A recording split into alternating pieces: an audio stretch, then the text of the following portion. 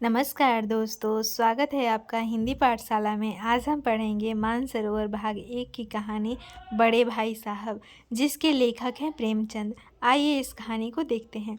मेरे भाई साहब मुझसे 5 साल बड़े थे, लेकिन केवल 3 दर्जे आगे। उन्होंने भी उसी उम्र में पढ़ना शुरू किया था जब मैंने शुरू किया था, लेकिन तालीम जैसे महत्व के मामले में वह जल्दीबाजी में से काम लेना पसंद न करते थे। इस भावना की बुनियाद खूब मजबूत डालना चाहते थे, जिस पर आलीशान महल बन सके।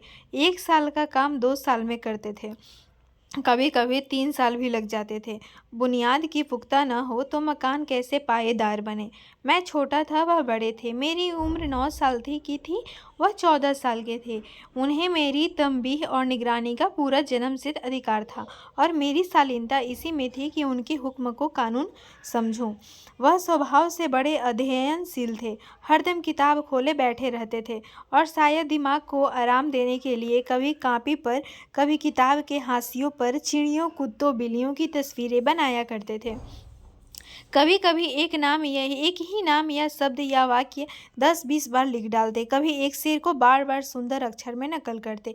कभी ऐसी शब्द रचना करते जिसमें न कोई अर्थ होता, न कोई सामंजस्य। मसलन एक बार उनकी कॉपी पर मैंने यह इबारत देखी: स्पेशल अमीना भाइयों भाइयों, दरअसल भाई भाई राधेश्याम, श्रीयुत राधेश्याम। 1 घंटे तक इसके बाद एक आदमी का चेहरा बना हुआ था। मैंने चेष्टा की कि इस पहेली का कोई अर्थ निकालूं, लेकिन असफल रहा और उनसे पूछने का साहस न हुआ। वह 9वीं जमात में थे, मैं 5वीं में। उनकी रचनाओं को समझना मेरे लिए छोटा मुंह बड़ी बात थी। मेरा जी पढ़ने में बिल्कुल न लगता था। 1 घंटा भी किताब लेकर बैठना पहाड़ था। मौका पाते ही हॉस्टल से निकलकर मैदान में आ जाता, और कभी कंकरियाँ उछालता, कभी कागज की तितलियाँ उड़ाता, और कहीं कोई साथी मिल गया तो पूछना ही क्या, कभी 4 दीवारी पर चढ़कर नीचे कूद रहे हैं, कभी फाटक पर सवार उसे आगे पीछे चलाते हुए मोटर कार का आनंद उठा रहे हैं। लेकिन कमरे में आते ही भाई साहब का रौद्र रूप देखकर प्राण सूख जाते। उनका पहला सवाल होता, कहाँ थे? हमेशा यही सवाल इसी ध्वनि में पूछा जाता था, और इसका जवाब मेरे पास केवल मौन था। न जाने मुंह से यह बात क्यों न निकलती कि जरा बाहर खेल रहा था। मेरा मौन कह देता था कि मुझे अपना अपराध स्वीकार है, और भाई साहब के लिए इसके सिवा और कोई इलाज न था कि स्नेह और रोष से मिले हुए शब्दों में मेरा सत्कार करे। इस तरह अंग्रेजी पढ़ोगे तो जिंदगी भर पढ़ते रहोगे और एक हर्फ न आएगा। अंग्रेजी पढ़ना कोई हंसी खेल नहीं है कि जो चाहे पढ़ ले। नहीं, ऐरा गहरा नथु खैरा, सभी अंग्रेजी के विद्वान हो जाते। यहाँ रात दिन आंखें फोड़नी पड़ती है और खून जलाना पड़ता है, तब कहीं यह विधा आती है। और आती क्या है? हाँ, कहने को आ जाती है। बड़े बड़े विद्वान भी शुद्ध अंग्रेजी नहीं लिख सकते, बोलना तो दूर रहा। और मैं कहता हूँ, तुम कितने घोंघा हो कि मुझे देखकर भी सबक नहीं लेते। मैं कितनी मेहनत करता हूँ, तुम अपनी आंखों देखते हो। अगर नहीं देखते, जो यह तुम्हारी आंखों का कसूर है, तुम्हारी बुद्धि का कसूर है। इतने मेरे तमाशे होते हैं, मुझे तुमने कभी देखने जाते देखा है?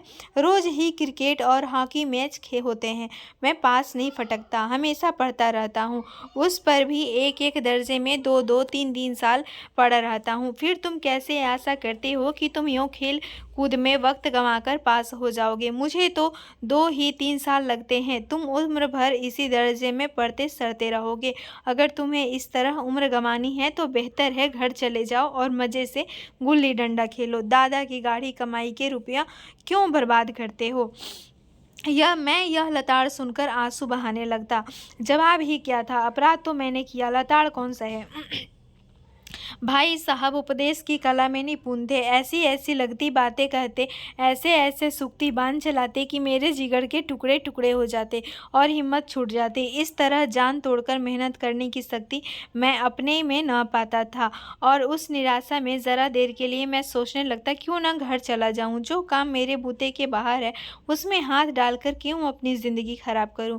मुझे अपना मूर्ख रहना मंजूर है, लेकिन उतनी मेहनत, मुझे तो चक्कर आ जाता था। लेकिन घंटे 2 घंटे बाद निराशा के बादल फट जाते, और मैं इरादा करता कि आगे से खूब जी लगाकर पढ़ूंगा। चटपट एक टाइम टेबल बना डालता, बिना पहले से नक्शा बनाए, बिना कोई स्कीम तैयार किए काम कैसे शुरू करूं। टाइम टेबल में खेल कूद की मद बिल्कुल उड़ जाती। प्रातःकाल उठना, 6 बजे मुंह हाथ धो नाश्ता कर पढ़ने बैठ जाना। 6 से 8 तक अंग्रेजी, 8 से 9 तक हिसाब, 9 से 9:30 तक इतिहास, फिर भोजन और स्कूल। 3:30 बजे स्कूल से वापस होकर आधा घंटा आराम। 4 से 5 तक भूगोल, 5 से 6 तक ग्रामर, आधा घंटा हॉस्टल के सामने टहलना। 6:30 से 7 तक अंग्रेजी कंपोजिशन, फिर भोजन आकर करके 8 से 9 तक अनुवाद, 9 से 10 तक हिंदी, 10 से 11 तक विविध विषय, फिर विश्राम। मगर टाइम टेबल बना लेना एक आम बात है, उस पर अमल करना दूसरी बात। पहले ही दिन से उसकी अवहेलना शुरू हो जाती। मैदान की वह सुखद हरियाली, हवा की वह हल्के हल्के झोंके, फुटबॉल की उछल कूद, कबड्डी के वह दांव घात, वॉलीबॉल की वह तेजी और फुर्ती मुझे अज्ञात और अनिवार्य रूप से खींच ले जाती, और वहां जाते ही मैं सब कुछ भूल जाता। यह वह जानलेवा टाइम टेबल, वह आंख फोड़ पुस्तकें, किसी की याद न रहती। और फिर भाई साहब को नसीहत और फजीहत का अवसर मिल जाता। मैं उनके साये से भागता, उनकी आंखों से दूर रहने की चेष्टा करता, कमरे में इस तरह दबे पांव आता कि उन्हें खबर न हो। उनकी नज़र मेरी ओर उठी और मेरे प्राण निकले। हमेशा सिर पर एक नंगी तलवार सी लटकती मालूम होती, फिर भी जैसे मौत और विपत्ति के बीच में भी आदमी मोह और माया के बंधन में जकड़ा रहता है। मैं फटकार और घुड़कियां खाकर भी खेलकूद का तिरस्कार न कर सकता। सालाना इम्तिहान हुआ, भाई साहब फेल हो गए, मैं पास हो गया और दर्जे में प्रथम आया। मेरे और उनके बीच केवल 2 साल का अंतर रह गया।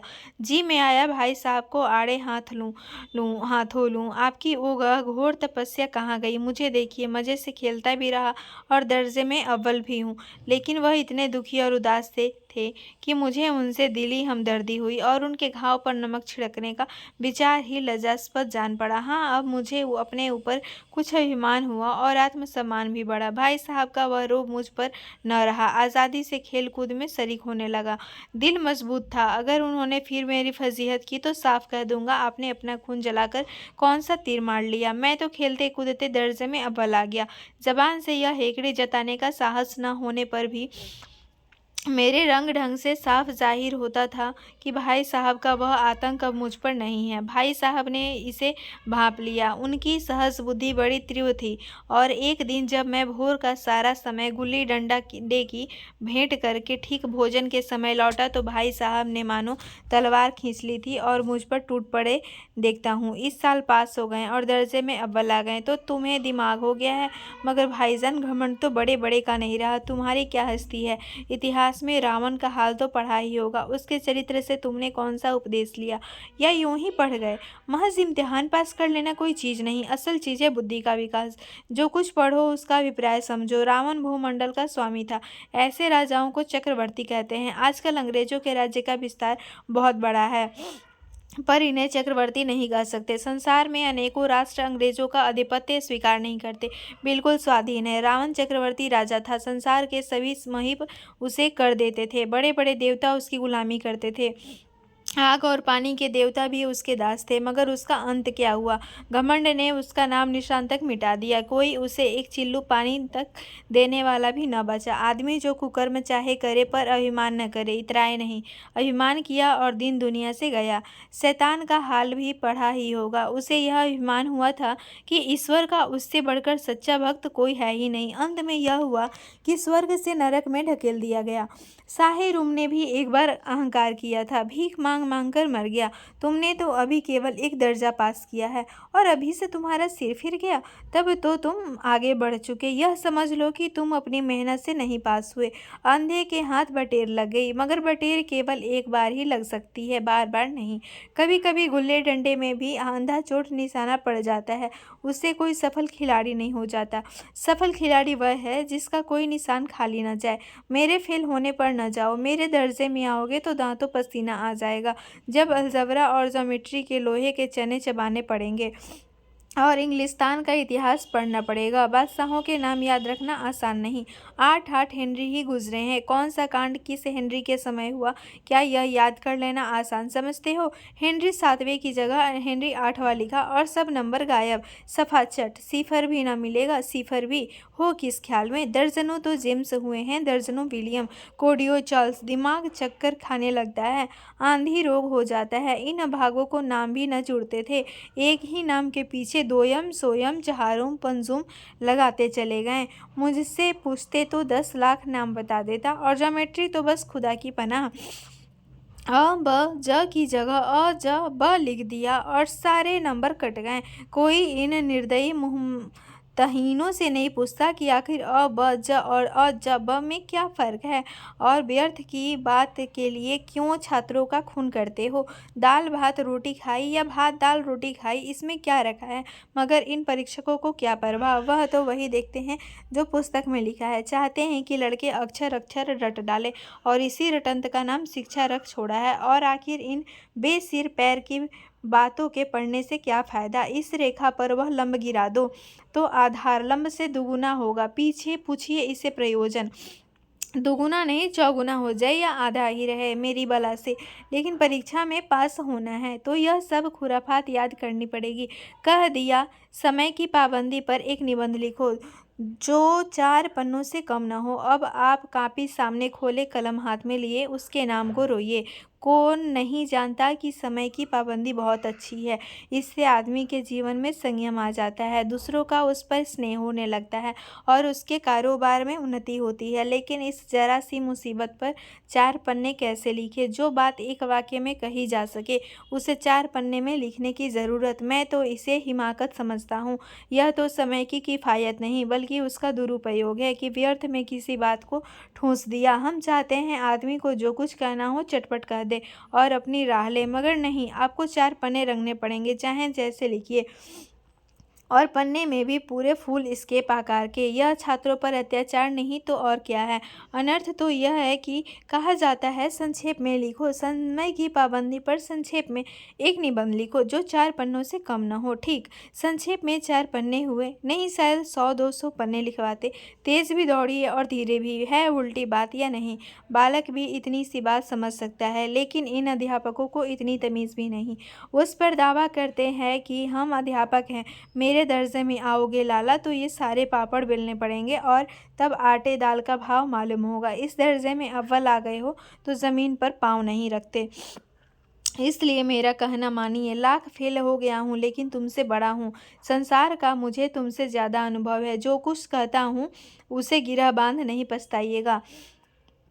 स्कूल का समय निकट था, नहीं ईश्वर जाने यह उपदेश माला कब समाप्त होती। भोजन आज मुझे निस्वाद सा लग रहा था। जब पास होने पर यह तिरस्कार हो रहा है तो फेल हो जाने पर तो शायद प्राण ही ले लिए जाएं। भाई साहब ने अपने दर्जे की पढ़ाई का जो भयंकर चित्र खींचा था उसने मुझे भयभीत कर दिया। कैसे स्कूल छोड़कर घर नहीं भागा, यही ताज्जुब है। लेकिन इतने तिरस्कार पर भी पुस्तकों में मेरी अरुचि ज्यों की त्यों बनी रही। खेल कूद का कोई अवसर हाथ से न जाने देता। पढ़ता भी था मगर बहुत कम, बस इतना कि रोज का टास्क पूरा हो जाए और दर्जे में जलील ना होना पड़े। अपने ऊपर जो विश्वास पैदा हुआ था वह फिर लुप्त हो गया और फिर चोरों का सा जीवन कटने लगा। फिर सालाना इम्तिहान हुआ और कुछ ऐसा संजोग हुआ कि मैं फिर पास हुआ और भाई साहब फिर फेल हो गए। मैंने बहुत मेहनत ना की पर न जाने कैसे दर्जे में अव्वल आ गया। मुझे खुद अचरज हुआ। भाई साहब ने प्राणांतक परिश्रम किया था, कोर्स का एक एक शब्द चाट गए थे। 10 बजे रात तक इधर, 4 बजे भोर से उभर, 6 से 9:30 तक स्कूल जाने के पहले मुद्रा क्रांतिहीन हो गई थी, मगर बेचारे फेल हो गए। मुझे उन पर दया आती थी। नतीजा सुनाया गया तो वह रो पड़े और मैं भी रोने लगा। अपने पास होने वाली खुशी आधी हो गई। मैं भी फेल हो गया होता तो भाई साहब को इतना दुख ना होता, लेकिन विधि की बात कौन टाले। मेरे और भाई साहब के बीच में अब केवल एक दर्जे का अंतर और रह गया। मेरे मन में एक कुटिल भावना उदय हुई कि कहीं भाई साहब 1 साल और फेल हो जाए तो मैं उनके बराबर हो जाऊं, फिर वह किस आधार पर मेरी फजीहत कर सकेंगे। लेकिन मैंने इस कमीने विचार को दिल से बलपूर्वक निकाल डाला। आखिर वह मुझे मेरे हित के विचार से ही तो डांटते हैं। मुझे उस वक्त अप्रिय लगता है अवश्य, मगर यह शब्द शायद उनके उपदेशों का ही असर हो कि मैं दनादन पास हो जाता हूँ, और इतने अच्छे नंबरों से। अब भाई साहब बहुत कुछ नरम पड़ गए थे। कई बार मुझे डांटने का अवसर पाकर भी उन्होंने धीरज से काम लिया। शायद अब वह खुद समझने लगे थे कि मुझे डांटने का अधिकार उन्हें नहीं रहा, या रहा तो बहुत कम। मेरी स्वच्छंदता भी बढ़ी। मैं उनकी सहिष्णुता का अनुचित लाभ उठाने लगा। मुझे कुछ ऐसी धारणा हुई कि मैं तो पास ही हो जाऊंगा, पढ़ूं या ना पढ़ूं, मेरी तकदीर बलवान है। इसलिए भाई साहब के डर से जो थोड़ा बहुत पढ़ लिया करता था वह भी बंद हुआ। मुझे कनकौवे उड़ाने का नया शौक पैदा हो गया था, और अब सारा समय पतंगबाजी की ही भेंट होता था। फिर भी मैं भाई साहब का अदब करता था और उनकी नज़र बचाकर कनकौवे उड़ाता था। मांझा देना, कन्ने बांधना, पतंग टूर्नामेंट की तैयारियां आदि समस्याएं अब गुप्त रूप से हल की जाती थी। भाई साहब को यह संदेह न होने देना चाहता था कि उनका सम्मान और लिहाज मेरी नज़रों में से कम हो गया है। एक दिन संध्या समय हॉस्टल से दूर मैं एक कनकौवा लौटने बेतहासा दौड़ा जा रहा था। आंखें आसमान की ओर थी और मन उस आकाशगामी पथिक की ओर जो मंद गति से झूमता पतन की ओर चला जा रहा था, मानो कोई आत्मा स्वर्ग से निकलकर विरक्त मन से नए संस्कार ग्रहण करने जा रही हो। बालकों की एक पूरी सेना लग गई और झाड़दार बांस के लिए उनका स्वागत करने को दौड़ी आ रही थी। किसी को अपने आगे पीछे की खबर न थी। सभी मानो उस पतंग के साथ ही आकाश में उड़ रहे थे जहाँ सब कुछ समतल है, न मोटर कारें हैं, न ट्राम, न गाड़ियाँ। सहसा भाई साहब से मेरी मुठभेड़ हो गई, जो शायद बाजार से लौट रहे थे। उन्होंने वहीं मेरा हाथ पकड़ लिया और उग्र भाव से बोले, इन बाजारी लौंडों के साथ धेले के कनकौवे के लिए दौड़ते तुम्हें शर्म नहीं आती? तुम्हें इसका भी कुछ लिहाज नहीं कि अब नीची जमात में नहीं हो, बल्कि 8वीं जमात में आ गए हो और मुझसे केवल एक दर्जा नीचे हो। आखिर आदमी को कुछ तो अपनी पोजीशन का ख्याल करना चाहिए। एक ज़माना था कि लोग 8वां दर्जा पास करके नायब तहसीलदार हो जाते थे। मैं कितने ही मिडल चियों को जानता हूँ जो आज अव्वल दर्जे के डिप्टी मजिस्ट्रेट या सुपरिटेंडेंट है। कितने ही 8वीं जमात वाले हमारे लीडर और समाचार पत्रों के संपादक हैं। बड़े बड़े विद्वान उनकी मातहती में काम करते हैं, और तुम उसी 8वें दर्जे में आकर बाजारी लौंडों के साथ कनकौवे के लिए दौड़ रहे हो। मुझे तुम्हारी इस कम अकली पर दुख होता है। तुम ज़हीन हो, इसमें शक नहीं, लेकिन वह ज़हन किस काम का जो हमारे आत्मगौरव की हत्या कर डाले। तुम अपने दिन में समझते होगे मैं भाई साहब से महज एक दर्जा नीचे हूँ, और अब उन्हें मुझको कुछ कहने का हक नहीं है। लेकिन यह तुम्हारी गलती है।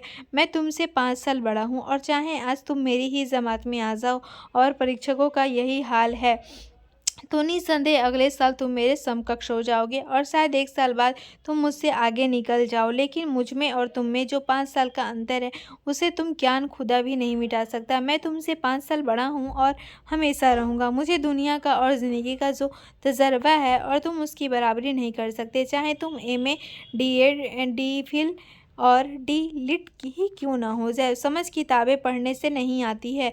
हमारी अम्मा ने कोई दर्जा पास नहीं किया, और दादा भी शायद 5वीं 6ठी जमात के आगे नहीं गए। लेकिन हम दोनों को चाहे सारी दुनिया की विद्या पढ़ लें, अम्मा और दादा को हमें समझाने और सुधारने का अधिकार हमेशा रहेगा। केवल इसलिए नहीं कि वे हमारे जन्मदाता हैं, बल्कि इसलिए कि उन्हें दुनिया का हमसे ज़्यादा तजर्बा है और रहेगा। अमेरिका में किस तरह की राज्य व्यवस्था है, और 8वें हेनरी ने कितने विवाह किए, और आकाश में कितने नक्षत्र हैं, यह बातें चाहे उन्हें न मालूम हो, लेकिन हजारों ऐसी बातें हैं जिनका ज्ञान उन्हें हमसे और तुमसे ज़्यादा है। दैव न करे आज मैं बीमार हो जाऊं तो तुम्हारे हाथ पांव फूल जाएंगे। दादा को ताड़ देने की सिवा तुम्हारे और कुछ न सूझेगा। लेकिन तुम्हारी जगह पर दादा हो तो किसी को ताड़ न दे, न घबराएं, न बदहवास हो। पहले खुद मरज पहचान कर इलाज करेंगे, उसमें सफल न हुए तो किसी डॉक्टर को बुलाएंगे। बीमारी तो खैर बड़ी चीज़ है। हम तुम तो इतना भी नहीं जानते कि महीने भर का खर्च महीने भर कैसे चले। जो कुछ दादा भेजते हैं उसे हम 20-22 तक खर्च कर डालते हैं, और पैसे पैसे को मोहताज हो जाते हैं। नाश्ता बंद हो जाता है, धोबी और नाई से मुंह चुराने लगते हैं। लेकिन जितना आज हम और तुम खर्च कर रहे हैं, उसके आधे में दादा ने अपनी उम्र का बड़ा भाग इज्जत और नेकनामी के साथ निभाया है, और एक कुटुंब का पालन किया है जिसमें सब मिलाकर 9 आदमी थे। अपने हेडमास्टर साहब ही को ही देखो, MA है कि नहीं, और यहाँ के MA नहीं, ऑक्सफोर्ड के। 1,000 रुपये पाते हैं, लेकिन उनके घर का इंतज़ाम कौन करता है? उनकी बूढ़ी माँ। हेड मास्टर साहब की डिग्री यहाँ आकर बेकार हो गई। पहले खुद घर का इंतज़ाम करते थे, खर्च पूरा न पड़ता था, कर्जदार रहते थे। जब से उनकी माताजी ने प्रबंध अपने हाथ में ले लिया, जैसे घर में लक्ष्मी आ गई है। तो भाईजान, यह गरुड़ दिल से निकाल डालो कि तुम मेरे समीप आ गए हो और अब स्वतंत्र हो। मेरे देखते तुम बेराह नहीं चल पाओगे। अगर तुम यूँ न मानोगे तो मैं थप्पड़ दिखाकर इसका प्रयोग भी कर सकता हूँ। मैं जानता हूँ तुम्हें मेरी बातें जहर लग रही हैं। मैं उनकी इस नई युक्ति से नतमस्तक हो गया। मुझे आज सचमुच अपनी लघुता का अनुभव हुआ और भाई साहब के प्रति मेरे मन में श्रद्धा उत्पन्न हुई। मैंने सजल आंखों से कहा, हरगिज़ नहीं, आप जो कुछ फरमा रहे हैं वह बिल्कुल सच है और आपको कहने का अधिकार है। भाई साहब ने मुझे गले लगा लिया और बोले, मैं कनकौवे उड़ाने को मना नहीं करता, मेरा जी भी ललचाता है, लेकिन क्या करूँ? खुद बेराह चलूँ तो तुम्हारी रक्षा कैसे करूँ? यह कर्तव्य भी तो मेरे सिर पर है। संजोग से उसी वक्त एक कटा हुआ कनकौआ हमारे ऊपर से गुजरा। उसकी डोर लटक रही थी। लड़कों का एक गोल पीछे पीछे दौड़ा चला आता था। भाई साहब लंबे हैं ही उछलकर उसकी डोर पकड़ ली और बेतहाशा हॉस्टल की तरफ दौड़े। मैं पीछे पीछे दौड़ रहा था। अगर आपको ये कहानी पसंद आए तो चैनल को लाइक, शेयर और सब्सक्राइब करना ना भूलें। धन्यवाद।